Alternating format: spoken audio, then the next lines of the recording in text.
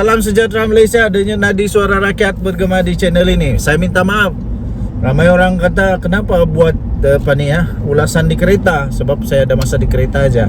Saya ini orang sibuk tau, lebih sibuk dari Perdana Menteri. Okey, jadi apa cerita petang ni? Cerita petang ni, Datuk Seri Najib Tun Razak confirm sah di penjara lah. Memang dia habiskan masa-masa dia di penjara lah. Tak ada lah, tiada sudah peluang. Mungkin sudah punah, hancur segala harapan untuk dia dapat tahanan rumah. Kerana mahkamah telah menolak.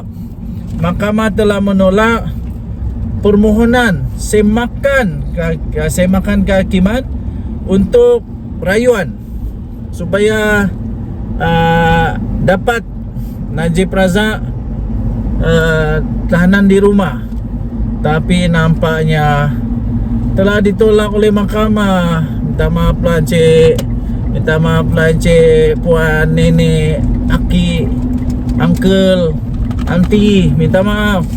Najib kalah di mahkamah kali ini, kalah teruk. Jadi memang sah. Rosmah Mansur menangis lagi. Pasti Rosmah Mansur rindu sudah dengan Najib Razak. Mesti dia sudah rindu betul dengan Najib Razak. Mesti dia betul-betul sudah mau lama sudah peluk-peluk suami dia. Yalah kan Rosmah Mansur ini isteri yang apa? Sweet apa? Sweet wife. Wey, dia kan sweet wife. Sabah International Convention Center. Tidak boleh ke jalan-jalan sini nih. Jadi nampaknya Najib Razak tidak ada lagi peluang untuk dipenjara di rumah. Okey. Jadi dia kalah di mahkamah. Ini satu. Yang lagi satu, nampaknya Najib Razak bakal pula sudah jatuh di timpa tangga rasanya lah. Sebab untuk dia punya apa itu perbicaraan untuk kes 1MDB dan juga kes dia penyalahgunaan apa itu? Ada boleh visitor lah sana. Penyalahgunaan salah guna kuasa untuk perbendaharaan negara Malaysia pun dia ada masalah juga. Kalau itu dia kalah lagi teruk berbilion-bilion tu. Jadi nampaknya Najib Razak kemungkinan besar bersambung-sambunglah dia di penjara. Harap-harap bolehlah dia keluar dari penjara sebelum terlalu tua. Jadi Zahid Hamidi pun entah apa perasaan dia sekarang lah. Apa-apapun, paling penting kita serahkan kepada kuasa mahkamah. Jangan sembarangan buat spekulasi, apalagi memfitnah. Ini mahkamah bagi keputusan, Anwar pula bersalah. Sudah ada bukti dia bersalah, Anwar pula salah. Pelik bin ajaib. Habis kalau macam itu, tak payahlah kita tinggal di manusia bertamadun. Bagus kita tinggal di hutan yang tiada undang-undang. Kau suka, kasih lepas. Tidak suka, jangan kasih lepas. Mana boleh begitu? Suka kah, tidak kah? Kalau memang sudah ada keputusan dari mahkamah, kerana ada sudah keputusan dengan bukti dan bukti-bukti lah. Dia bersalah, salah tetap salah lah. Janganlah nangis. Tanggunglah sendiri perbuatan. Denyut Nadi Suara Rakyat bergema di channel ini. Jangan lupa tekan butang subscribe, like dan share. Malaysia kita punya, cintai Malaysia aku, kita jaga kita. Bye bye. Salam sejahtera Malaysia, Denyut Nadi Suara Rakyat bergema di channel ini. Tuan-tuan dan puan-puan yang dihormati sekalian, sah, sekarang sudah sah.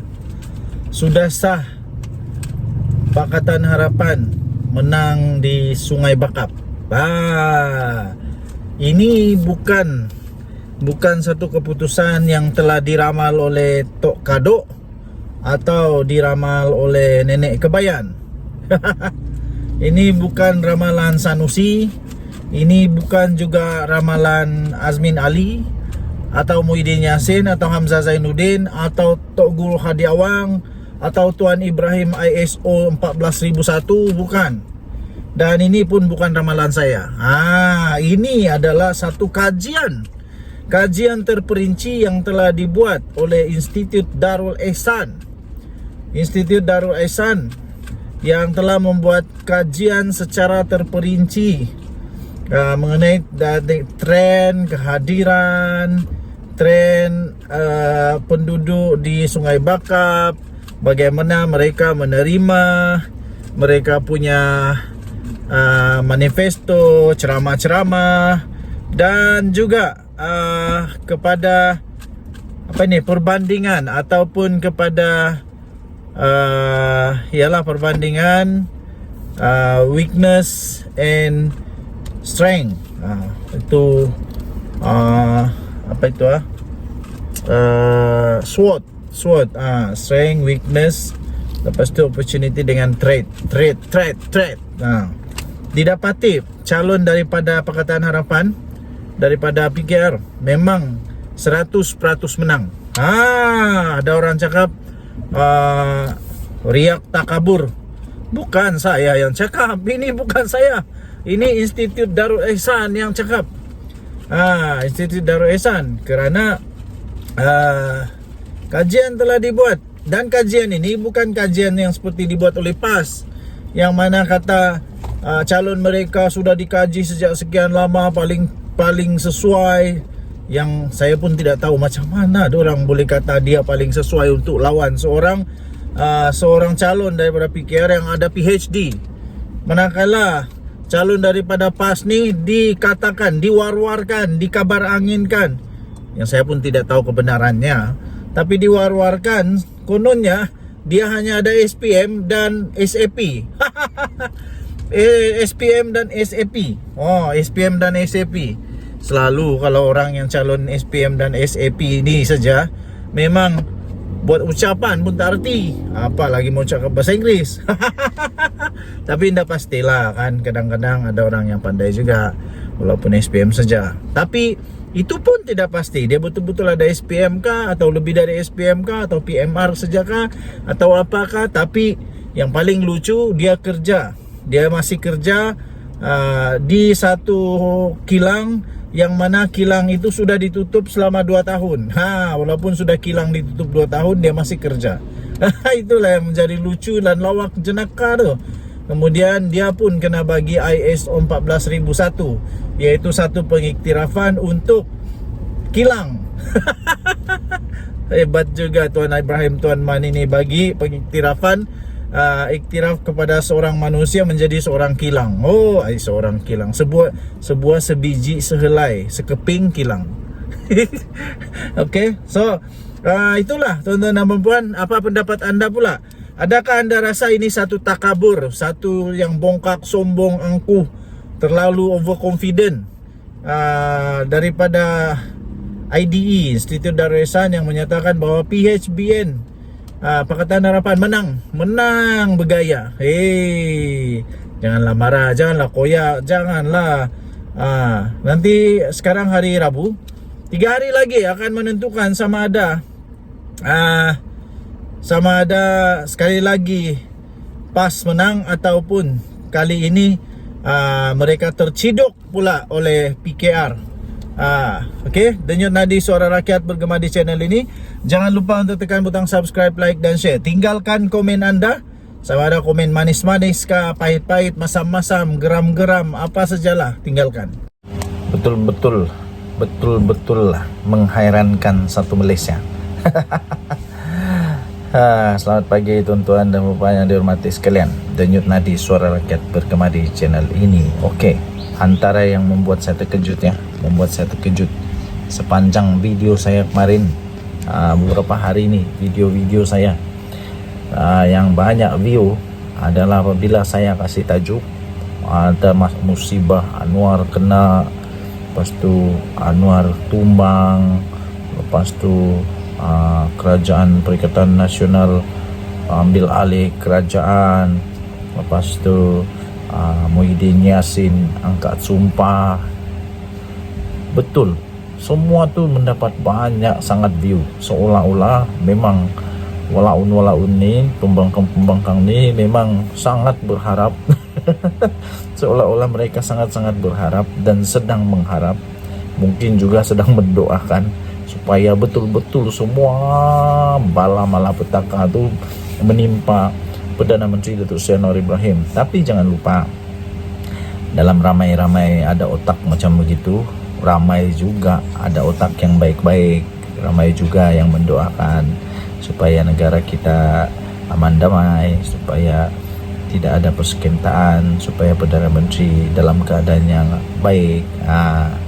Jadi semua itu hanya jadi impian omong kosong walaun. Dan salah satu yang mendapat perhatian saya sebenarnya adalah tentang bagaimana Datuk Seri Anwar Ibrahim mengecam, membidas politik kebencian yang ditaburkan oleh pembangkang. Saya memang sangat-sangat tidak setuju dengan cara berpolitik yang begitu, yang sudah begitu jahil, begitu seolah-olah balik semula kepada zaman kegelapan, ya, zaman batu, zaman masih lagi zaman ais, masih tinggal di dalam gua. Kita di Malaysia, kita sudah hidup lama dalam keadaan yang rukun, dijaga oleh perlembagaan negara Malaysia di bawah payung kedaulatan raja-raja dan kedaulatan undang-undang kita. Kita menjaga semua perpaduan dengan baik. Kenapa hanya dengan politik kita sanggup pula untuk berpecah belah, ditabur pula kebencian? Jadi ini saya tidak setuju langsung. Kalau mau main politik, mainlah yang betul-betul punya politik. Kasih tunjuk apa yang kamu ada, apa yang kamu boleh buat untuk negara, apa yang kamu boleh buat untuk memajukan negara bangsa Malaysia ni. Bukannya memburuk-burukkan orang, memburuk-burukkan kaum, agama, bangsa orang lain. Ya, tidak. Bukannya mau memijak-mijak, bukan. Dan jauh sekali. Minta maaf, saya paling tidak suka kalau ada orang politik yang cuba untuk main-main politik dengan agama, dengan bangsa. Aduh, cukuplah resis tu, tak payahlah resis. Ya. Nah, kalau mau berpolitik, berkempenlah macam mana boleh majukan bangsa sendiri, bukan macam mana supaya kalahan bangsa orang. Bukan. Okey, jadi ramai juga yang orang mau Datuk Seri Anwar Ibrahim ni jatuh atau sungkur di tanah, ya. Tapi semua itu tidak akan berlaku. Minta maaf tuan-tuan dan puan-puan, tidak akan berlaku, ya. Paling seronok ada komen bilang ya, Muhyiddin akan angkat sumpah di mana? Di dalam tandas di Istana Budaya. Dengan nadi suara rakyat bergema di channel ini. Jangan lupa tekan butang subscribe, like dan share. Bye-bye. Saya harus ketawa dulu. Nampaknya semakin mereka menggelupur, semakin ketaralah kesilapan, kesalahan dan ketakutan mereka untuk kalah teruk. Ada desas-desus yang dikatakan bahwa pas calonkan Abidin ini sebagai satu kesilapan besar memilih calon. Lepas tu Sanusi bukan main lagi backup calonnya ini. Nah, kali ini pas sekali lagi muncul backup, muncul payung pas calon mereka ini.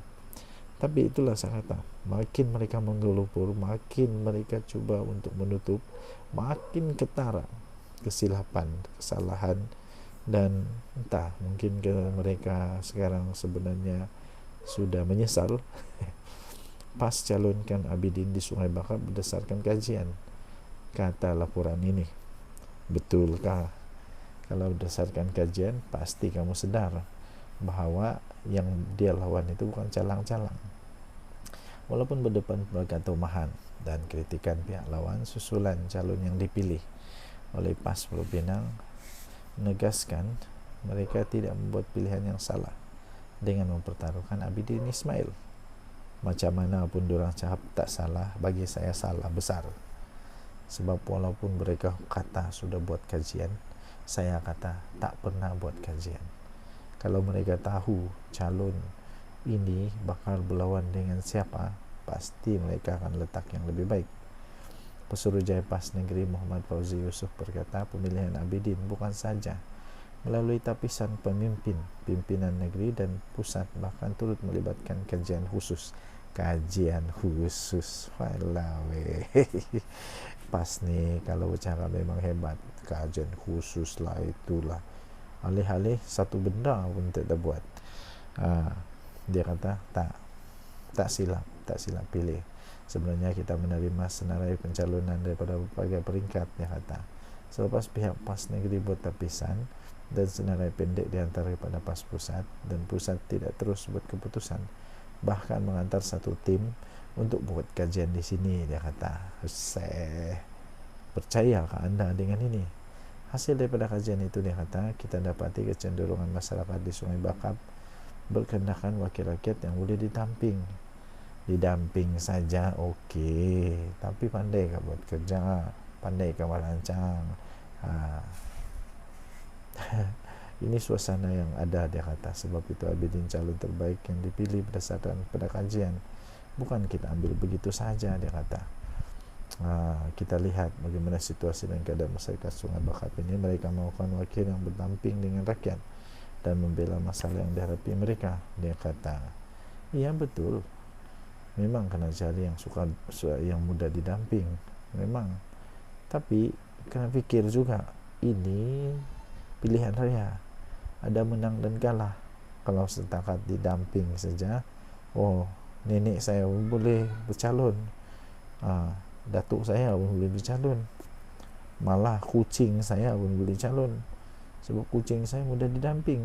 Tapi yang kita mau tahu, pandai buat kerja ke tidak, pandai merancang ke tidak, pandai buat buat idea ke tidak.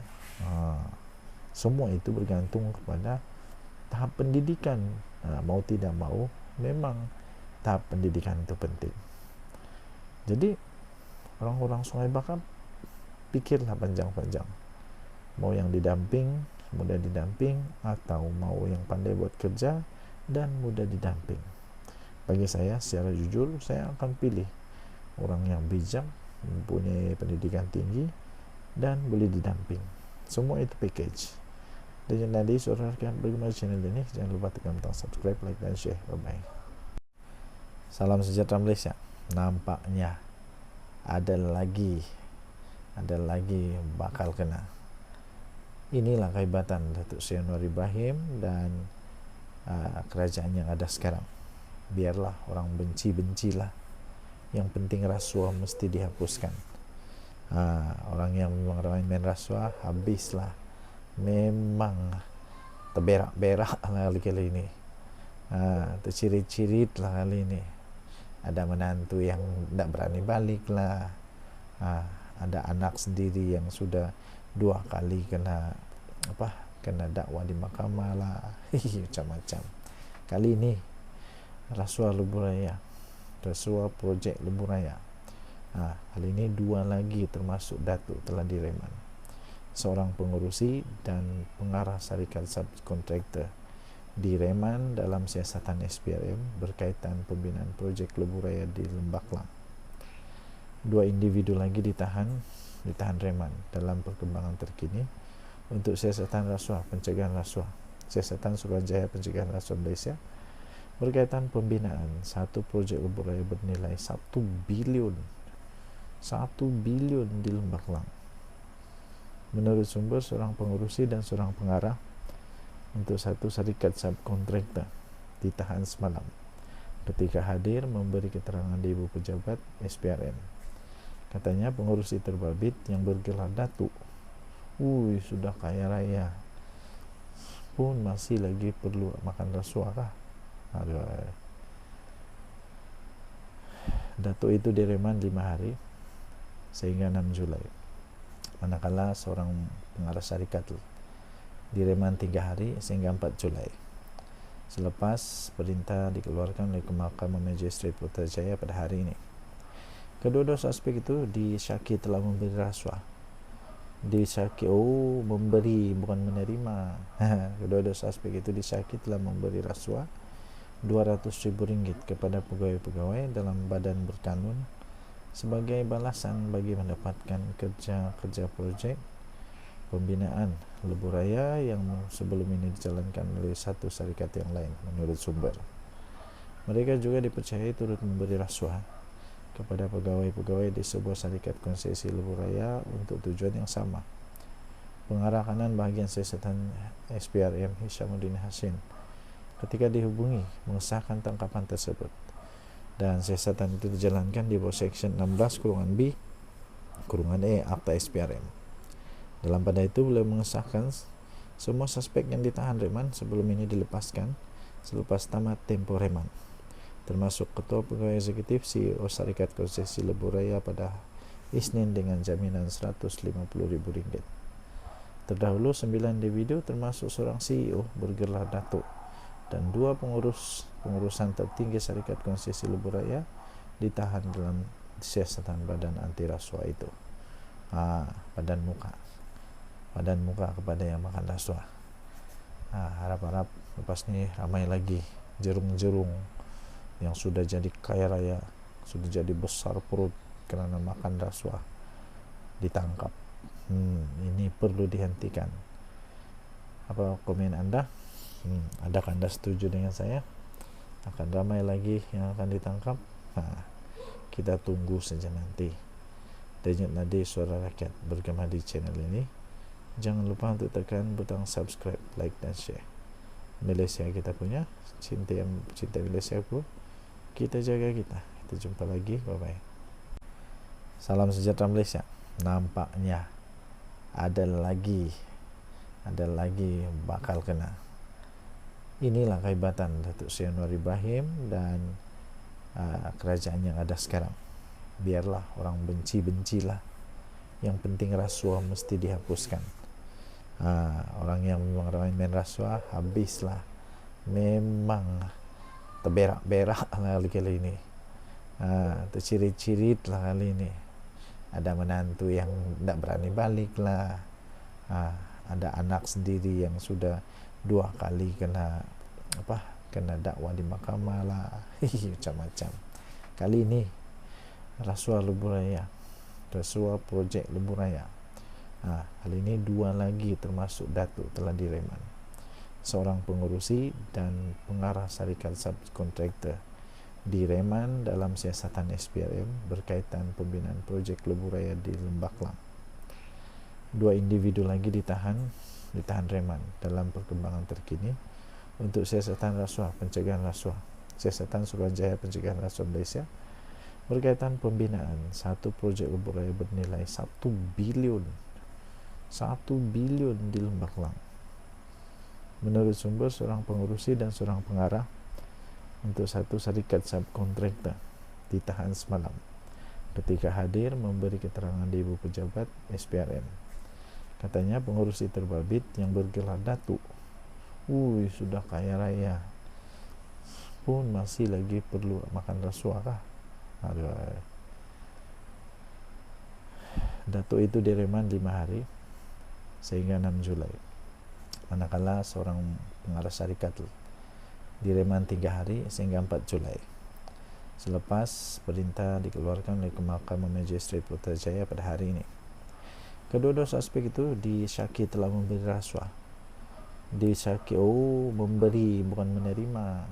Kedua-dua suspek itu disyaki telah memberi rasuah RM200,000 kepada pegawai-pegawai dalam badan berkanun sebagai balasan bagi mendapatkan kerja projek pembinaan lebuh raya yang sebelum ini dijalankan oleh satu syarikat yang lain menurut sumber.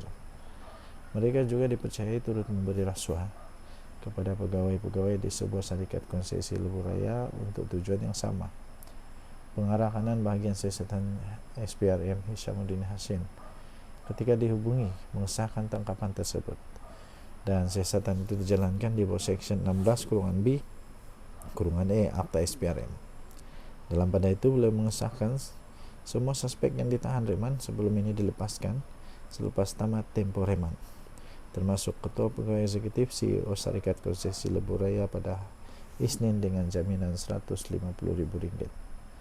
Terdahulu 9 individu termasuk seorang CEO bergelar Datuk dan 2 pengurusan tertinggi Syarikat Konsesi Lebuh Raya ditahan dalam siasatan badan anti rasuah itu. Badan muka kepada yang makan rasuah. Harap-harap lepas ni ramai lagi jerung-jerung yang sudah jadi kaya raya, sudah jadi besar perut kerana makan rasuah ditangkap. Ini perlu dihentikan. Apa komen anda? Adakah anda setuju dengan saya? Akan ramai lagi yang akan ditangkap? Kita tunggu saja nanti. Denyut nadi suara rakyat bergema di channel ini. Jangan lupa untuk tekan butang subscribe, like dan share. Malaysia kita punya, cinta Malaysia aku. Kita jaga kita. Kita jumpa lagi. Bye bye. Salam sejahtera Malaysia. Aduh, ada satu lagi soalan dari saya. Betulkah PAS ni, Perikatan Nasional ni bersatu ni, kalau main politik saja mesti timbul politik kebencian. Betulkah diorang suka main begitu? Kenapa suka buat politik kebencian? Kita susah-susah buat perpaduan, senang-senang dengan politik kebencian. Inilah yang telah dikecam, dibidas oleh Perdana Menteri. PM bidas politik kebencian yang dimainkan oleh pembangkang.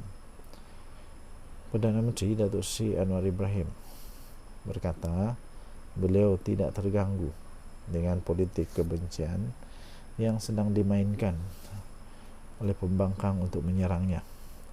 Malah beliau menyifatkan persekitaran politik negara terlalu menebal dengan kebencian, kerana apa yang dilaksanakan kerajaan ini seringkali saja dijadikan isu politik oleh pihak yang tidak bertanggungjawab. Apa saja mereka tak panggil saya, tidak ambil gaji dihina, benteras rasuah dihina, mengenai BlackRock pun mereka kata saya ejen Yahudi, baik dengan Hamas pun dihina, semua pun mau dihina. Jadi saya pun tidak faham apa diorang buat mau ni sebenarnya. Bagus sangat ke diorang? Suci kah? Lepas tu PM Anwar kata saya hanya jawab sikit-sikit, tapi seringkali saya tak peduli kerana saya fikir kita punya tugas lebih berat dan ia tidak mudah. Fakta tidak sama sekali dipedulikan, yang dilontarkan hanya kebencian. Apakah ini harus mengganggu kita? Tidak, ia tidak akan ganggu kita, katanya pagi ini di hadapan 700 orang kaki tangan warga Kementerian Keuangan. Jadi itulah, saya fikir kita harus mencontohi negara-negara yang berpolitik sehat, yang berpolitik dengan keluarkan fakta, dengan keluarkan hujah-hujah yang memang untuk memajukan negara, bukan hujah-hujah politik kebencian. Apalagi kalau menunggang-nunggang, aduh pening kepala, semua mau ditunggang. Lama-lama jadi tunggang kerbau pun jadi ni. Harap-harap semua yang suka menunggang-nunggang tu berhentilah daripada menunggang yang tak perlu ditunggang. Ini bukan mencipta satu perpaduan di Malaysia. Ini boleh menyebabkan perpecahan untuk negara Malaysia. Okey. Kita jumpa lagi. Bye bye.